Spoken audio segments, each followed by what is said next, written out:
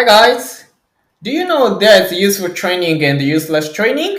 In other words, do you know there's a training in vain? Today, I will tell you that most amateur runners misunderstand or simply don't know. If I tell you what I want to tell you today is one word. Your race result is not you've done for the race, but what your body adapted to what you've done for the race. This sounds similar or even the same, but the difference is huge. Many people think that the more they train, the faster they get, or the harder they train, the faster they get. But it is wrong. The truth is, the more your body adapts to the right stimulus, the faster you get. Here are 2 points. First point is adaptation. Adaptation is transformation in a positive way.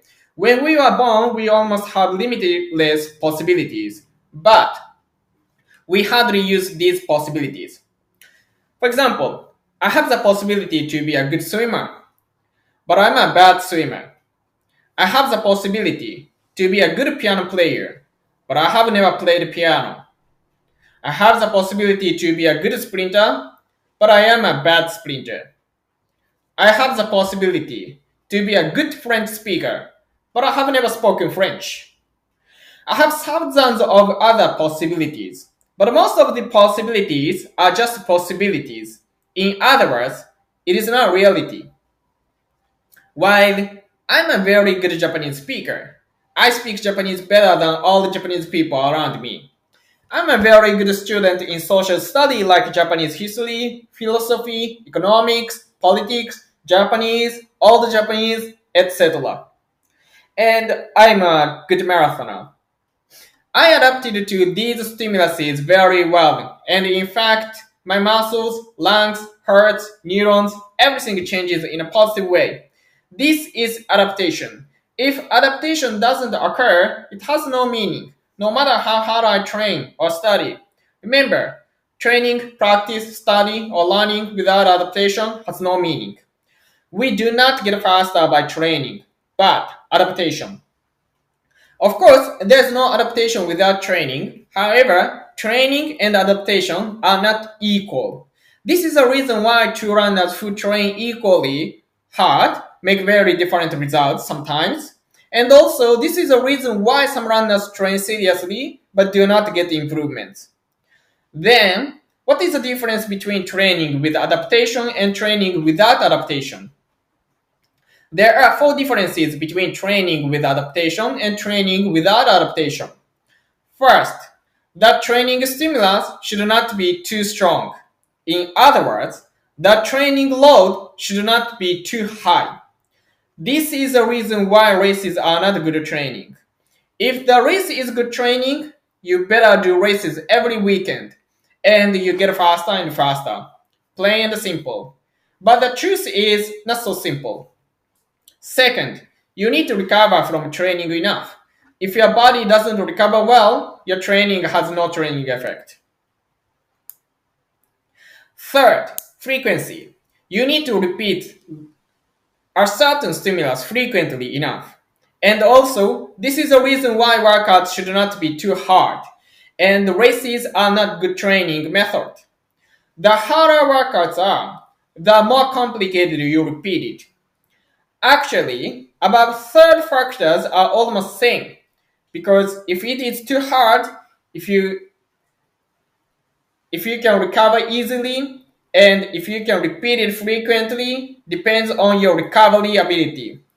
In other words, the natural healing power, the homeostasis function, and the external training load very much.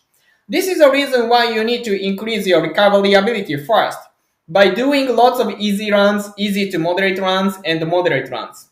And also, this is the reason why I invented the third Ikegami machine and sell it. It forces you to recover faster. Fourth condition is training stimulus should be close to the stimulus which you already adapted. For example, if you and your body adapt to 100 km a week training, it is easy to go for 120k a week training relatively. While if you and your body do not adapt to 80k a week training yet, Probably 100 km a week training breaks your body sooner or later. You will not get faster. By the way, above four conditions can apply to everything in your life. Even in our mind can get broken down if we do not follow the above four conditions. If I get physical punishment because of my mistake in my business, I can take it because I have got so many physical punishments in my life. I'm already used to it.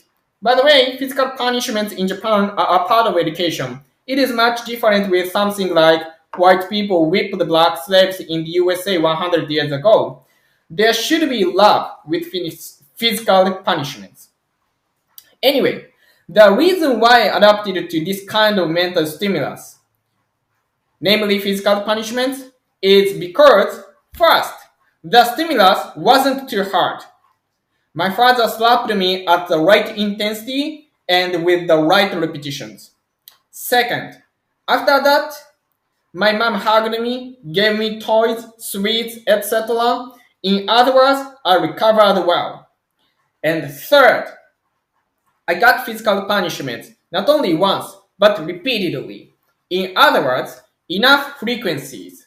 And fourth, in Japan, gentler physical punishments are used to younger boys, and the older boys get, the harder physical punishments are used.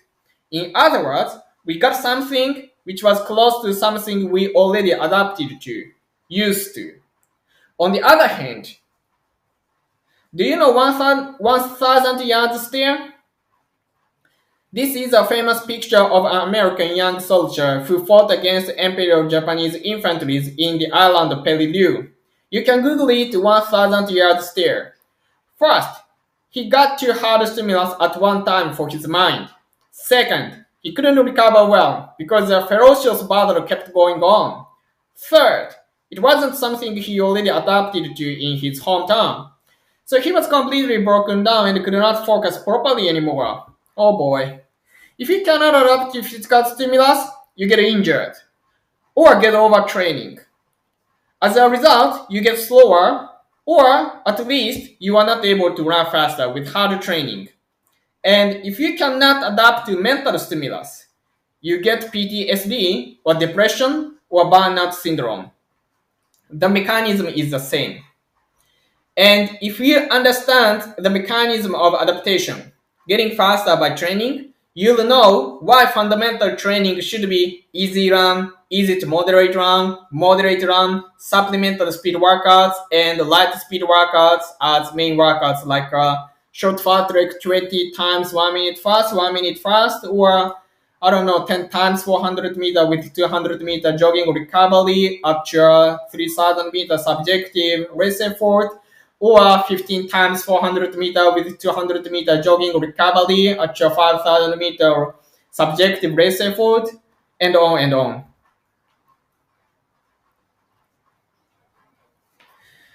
So, if you understand about four factors of adaptation, you'll understand the difference between useful training and useless training.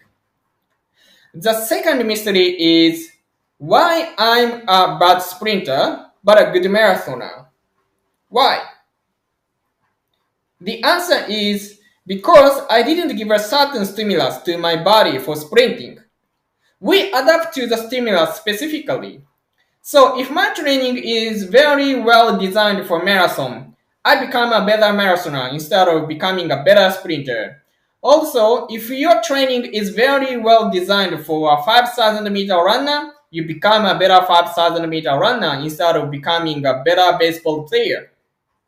Again, if you fulfill the four conditions of adaptation. However, here's a question. What kind of training program fulfills the four conditions of adaptation? And how can you create a well-designed training program for your goal? How? I explain in more details in 9 hours online course in the most effective training system for distance runners and marathoners. If you want to seriously get faster dramatically in the next 2 to 3 years, please click the link below and check it out. And if you do not want to run faster, get faster seriously in the next 2 to 3 years dramatically, then never come back to my YouTube channel again because it will waste your time.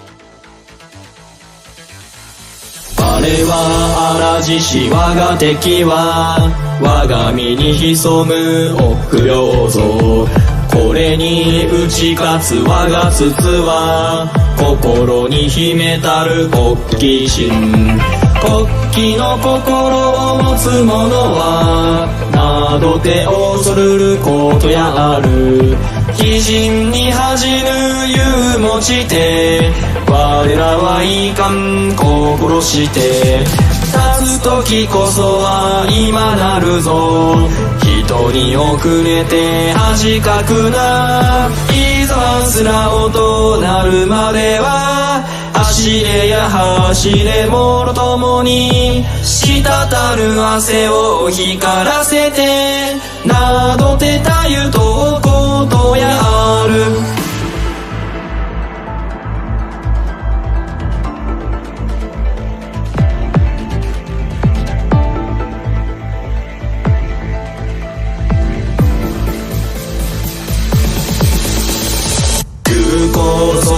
白血戦に鉄より固き心持つ修繕この方すたれたる大和のこの今さらにまた世にずるいの誉れ嵐しここに集いたり叩き心のいい鉄に嵐し魂あるものの時こそ来たれれいいか一歩も後に引く流れいざまずら音なるまでは走れや走れ者ともに滴る汗を光らせてなどてたゆのことやる前を望めば苦難なり右も左もまた苦難